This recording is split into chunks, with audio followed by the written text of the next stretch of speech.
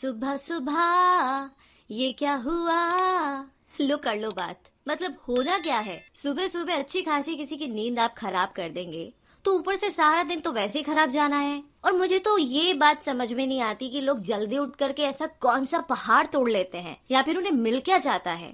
मतलब कोई लॉजिक तो बताओ ताकि मैं भी सोचूं कि हाँ भाई मैं भी सुबह जल्दी उठ जाऊं और मुझे भी कुछ मिल जाएगा।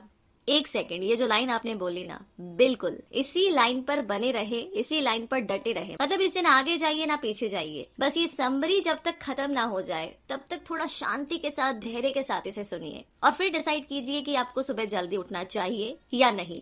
और अब बिना देर किए शुरू करते हैं आज की समरी हेल एलरोड की बुक द मिरेकल मॉर्निंग से।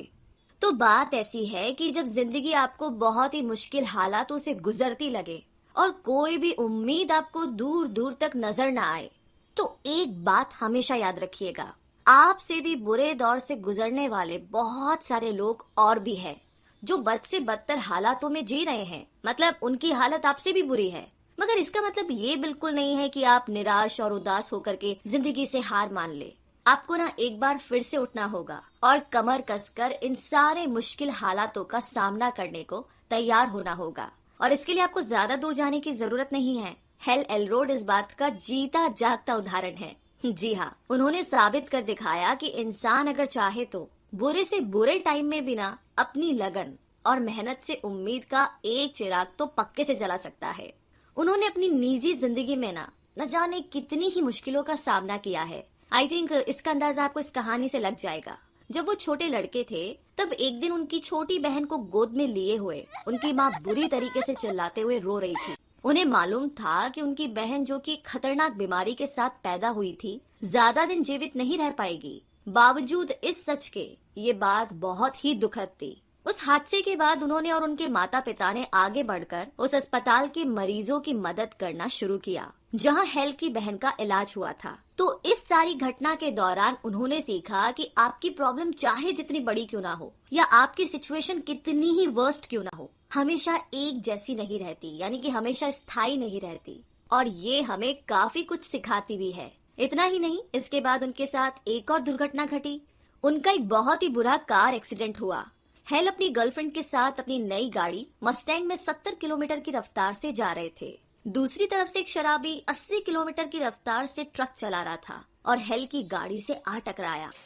धमाका इतनी जोर से हुआ कि हेल की गाड़ी उलटकर दूसरी सड़क पर जा गिरी जहां पर ट्रैफिक और भी ज्यादा था। इतनी ही देर में एक और गाड़ी आकर के हेल की गाड़ी से टकराई। तो इस एक्सीडेंट में हेल के अलावा किसी को भी ज्यादा चोटें नहीं आई, और ना ही उनकी गर्लफ्रेंड को और ना ही ट्रक ड्राइवर को। लेकिन हेल गाड़ी की सीट और स्टीयरिंग के बीच में बुरी तरह से दब गए थे। जैसे ही उन्हें बाहर निकाला गया उनकी सांसें रुक चुकी थी, लेकिन 6 मिनट के बाद उनकी सांसें दोबारा चलने लगी और उन्हें हॉस्पिटल ले जाया गया।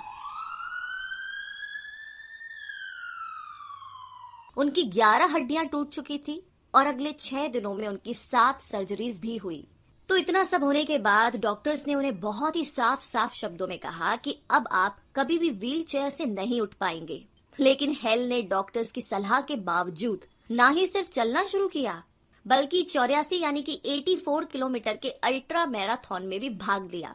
वो अपनी सारी इम्प्रूवमेंट्स का क्रेडिट अपने मॉर्निंग रूटीन को देते हैं। इसीलिए उन्होंने 2012 में द मिरेकल मॉर्निंग किताब लिखी, जिसे 27 भाषाओं में ट्रांसलेट किया जा चुका है और 70 देशों में 5 लाख से ज्यादा लोग इस मॉर्निंग रूटीन को फॉलो करते हैं।